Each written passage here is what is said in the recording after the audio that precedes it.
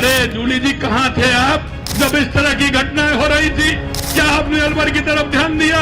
क्या दलितों की तरफ आपने ध्यान दिया? अरे बड़ी बड़ी बातें करने वाले पहले कहाँ गए थे जब तुम्हारी सरकार इस तरह का अत्याचार कर रही थी? और मैं आपको विश्वास दिलाता हूँ, अगर अपराधी राजस्थान में आता है तो राजस्थान से वापस जाएगा नहीं। ये भी मैं आपको विश्वास दिलाना चाहता हूँ। मैं उनको बताना चाहता हूँ, आज वो कहना चाहते हैं, अरे जूली जी कहाँ थे आप जब इस तरह की घटनाएं हो रही थी?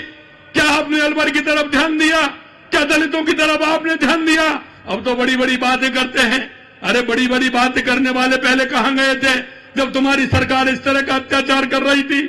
कांग्रेस दलितों में अत्याचार की घटनाओं में बोलना शुरू करूं तो सुबह से शाम हो जाएगी। मैं दलित भाई पर अत्याचार किस तरह की आपकी सोच थी जो आपने काम किया?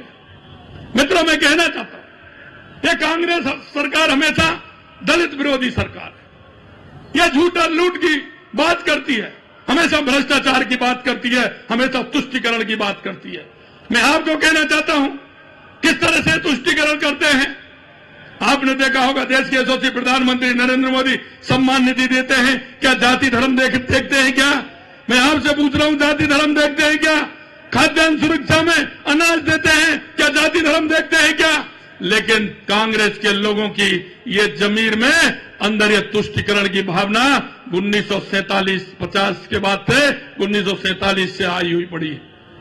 इनको लगता है, मैं आपको कहना चाहता हूं, ये तुष्टीकरण अब नहीं चलेगी, नहीं चलेगी, यह मैं कहना चाहता हूं। याद रखिए कि मैं आपसे यही कहना चाहता हूं कि जिस तरह से कांग्रेस इस तुष्टीकरण की भावना से चलती है, आज मैं कहना चाहता हूं कि इस क्षेत्र के अंदर टकलूबाजों की क्या स्थिति हो रही है, साइबर क्राइम किस तरह से बढ़ रहा है, गौ तस्करी किस तरह से बढ़ रही है, उनको संरक्षण देने वाले कौन लोग हैं, यह मैं आपसे पूछना चाहता हूं।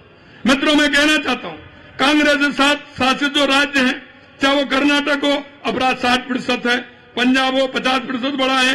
वही हमने ऑपरेशन एंटीवायरस चलाया तो राजस्थान में क्राइम मात्र 26% रहा, जो 80 और 82% था।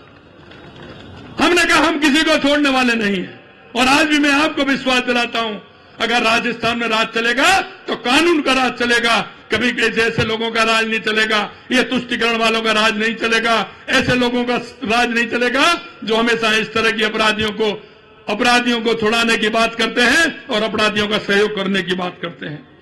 अपराधियों को आगाह करना कि यह डबल इंजन की सरकार, भागकर कहां जाओगे? मैंने कहा था, क्योंकि जब 15 दिसंबर को शपथ ली थी, 16 दिसंबर को एंटी गैंगस्टर फोर्स बनाने का काम किया था।